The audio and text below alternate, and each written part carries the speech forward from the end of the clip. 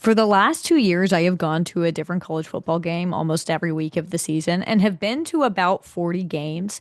And something that I've really loved learning about in the process is the cultural differences between not only just each school, but each conference, specifically between the SEC and the Big Ten. One of my favorite things about college football is there really is such a unique tradition everywhere you go. There's such a unique culture everywhere you are. And there are some key differences that separate what makes a Big Ten game day atmosphere and what makes an SEC game day atmosphere. So I've decided to compile all my research, which was just me vibing out and going to games, into a list to demonstrate how different the SEC and the Big Ten are just in a game day experience. Very scientific method of me.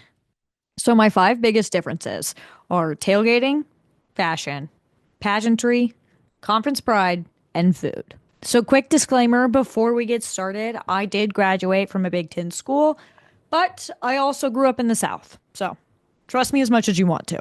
Let's start with my favorite part of football, tailgating. My vibe of SEC tailgating is that it tends to be a lot more formal. You'll look around and you'll see that there's a lot more corporate sponsored tailgating where the vibe is more of you're in a box suite at a professional sporting event or there's just like networking happening. I also see more like officially run tailgates, whether those are like set up by sponsors directly or by the university or alumni based events. Where if you compare it to the Big Ten, it feels like it's more aligned with professional football tailgating, where someone has pulled up a pickup truck, you've set up a tent, you have your TV hooked up, and someone is grilling meat and drinking beer, and that is kind of just the overall vibe of the tailgate. And if you want to compare that specifically to the mecca of tailgating, Ole Miss, which I will make a separate video on because it is my favorite tailgating in the country, where there are legit companies setting up tailgates for you. Like they are providing a tailgating service and they have chandeliers and beautiful artwork. And it is like one of the most surreal football tailgates you'll ever go to your life because you feel like you're also at like a gala at the same time. That is not the case in Madison, Wisconsin. I'll tell you that. Shout out Madison. Big fan. Another difference that I've noticed between the tailgating of these two conferences is that students tend to be a lot more intermixed in the tailgating scene in the SEC than the Big Ten. And I'm basing this off my personal experience as a student at a Big Ten university. The students tend to be like at student houses and in student areas. In the SEC, everyone is just tailgating together. You'll have a family tailgate right next to the Sigma Nu one. Feels for me in a Big Ten sense that they tend to isolate the students. They're like, we don't want everyone else seeing what you're doing. Where the SEC, they're like, oh wow, he's doing a keg stand right in front of that like 70-year-old woman. Okay, sure. And then the final big tailgating difference that I've noticed between the Big Ten and the SEC, which I actually think plays a big factor into a lot of the differences I've talked about so far, is it feels like more SEC tailgating happens physically on campus, where you're setting up your tailgate in front of the library, or you are spending money to have a tailgate spot on your campus's quad. The Big Ten, everything felt like it happened more around the stadium. You're more in parking lots, and a lot of this is just like the geography and the makeup of the school. It seems like Big Ten stadiums tend to be a little farther off campus, so most of the tailgating is happening around the stadium or at someone's house, like less on campus. Obviously, there are exceptions to this. Michigan State tailgates on campus, but there are SEC schools where you're hanging out more by the stadium, which is farther away from campus rather than in front of your math class. But overall, I think that that plays into kind of the formality of the SEC, where you're on these beautiful campuses surrounded by gorgeous Southern architecture, and you're getting drunk there instead of the parking lot. It plays into the whole pageantry of it all, which we will talk about in two sections. The next big difference I see between the Big Ten and the SEC is the one that I think people sort of notice the most off the bat is how different the fashion is for a game day in the SEC versus a game day in the Big Ten. Obviously, a lot of this is weather related. I very much understand it's much nicer in Alabama in October than it is in Minnesota. But the SEC dress code for game days is shocking to me. It is so formal. You will see women in floor length dresses at a tailgate. I mean, they could very easily leave this tailgate and go to a five-star restaurant and look completely normal. It is not even just the dresses, it is full hair and makeup, high heels. Sometimes it feels like you're literally in a fashion show because everyone is so dressed up. And I remember my first time going to an SEC game, I wore jeans and a t-shirt, and I was the most underdressed person there.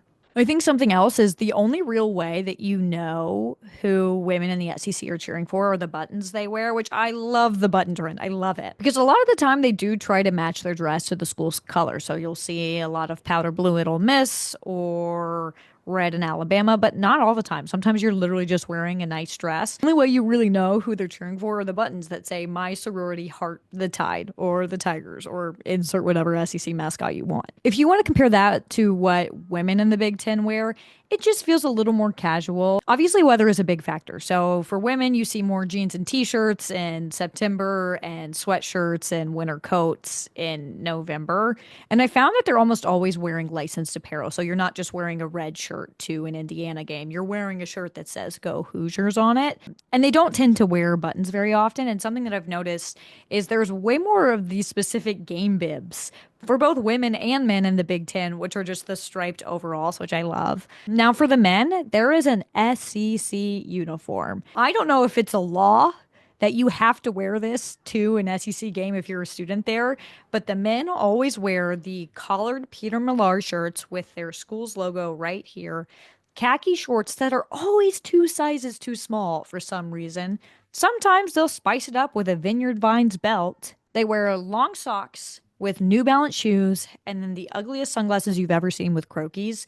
And it is everywhere. It is a uniform. Compared to the men in the Big Ten, you have to dress for the weather, but it's a lot more casual. Jeans, sweatshirt, t-shirt. I think there's more variety in what men wear to Big Ten games than SEC games because you'll see more jerseys and other sort of non-collared items factored into their wardrobe. The biggest difference between the SEC and the Big Ten is just the overall pageantry that goes into an SEC game compared to a Big Ten one. And a lot of the things that we've talked about previously fall under this category. Like just a small example of this is there are way more props in the SEC. Fans have pom-poms, or if you're at South Carolina, you have the little towel. There are guns being shot off. You'll never get used to that at an Oklahoma game. It still hasn't happened for me. It scares the shit out of me every time. There also seem to be more live animals, which I think rules. I mean, do I think there should be a tiger in Baton Rouge? No. But it is sick objectively. I obviously think this is very reflective of just the differences in culture between the South and the Midwest. But something I've noticed at SEC games is there tends to be more patriotism. You will go to games where they have a convocation, they have a prayer before the game started. Florida does the Pledge of Allegiance, which I thought was kind of crazy. You'll get the national anthem plus God Bless America plus America the Beautiful. You do see some of that in the Big Ten, but not nearly as much. You also see it at Clemson. You know what? We should just mentally all just agree that Clemson is a part of the SEC for the sake of this video. The Big Ten, there are not so many just like outward displays of that. Obviously, when you go to a game, they play the national anthem, they have a flyover. I think that's pretty universal for the Big Ten and the SEC, but I think that's pretty much where the shared differences end. The SEC just goes the extra mile here. The Big Ten has less live animals too, which is kind of a bummer. I think we gotta pick that up. We gotta get that one going. Bring a badger to the game or a wolverine. Who knows? I'm sure that'll go well. The Big Ten certainly has a lot of traditions. These are very old universities.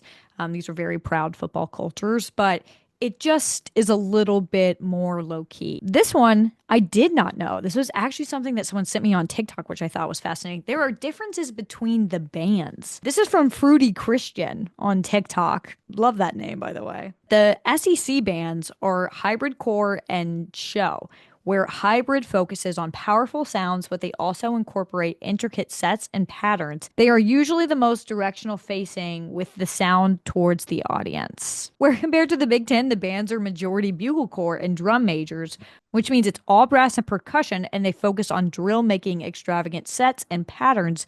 They go for brighter sounds. And I think that is just fascinating that even the bands are different. My next category is conference pride. Now, this one seems kind of cut and dry, but there is a little extra to it. I have a nasty spending habit of every time I go to a new college town, I gotta go buy a t-shirt. I mean, duh, I'm there. I gotta get a little souvenir.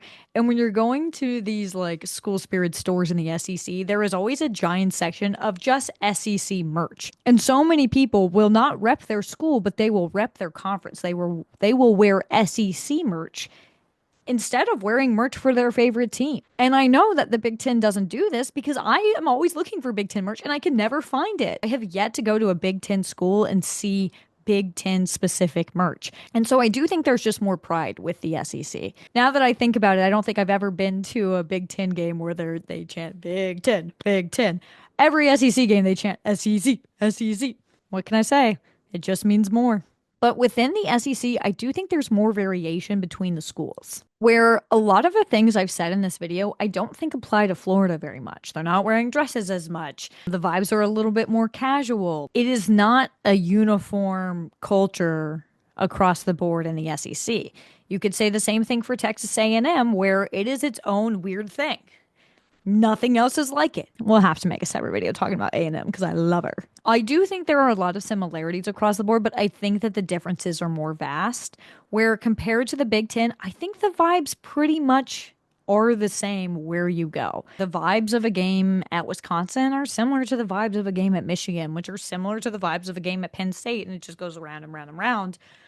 I am not including the new schools in this, so please don't comment. Oh, but that's nothing's like USC. Yeah, I don't count them, okay? And the final category that I think is one of the bigger differences between the Big Ten and the SEC is the food.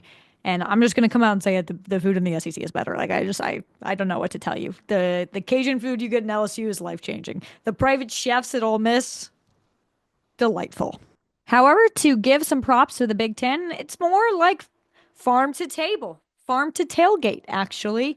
And I had the best pork chop I've ever had in my life in Minnesota at a Gopher game. Those are the final thoughts on food. We'll do a food tour this next season, or we'll try if I still keep up with this. This was a long video. I'm burnt out. I may never make another video again. But those are the big differences that I have noticed in my travels between the Big Ten and the SEC.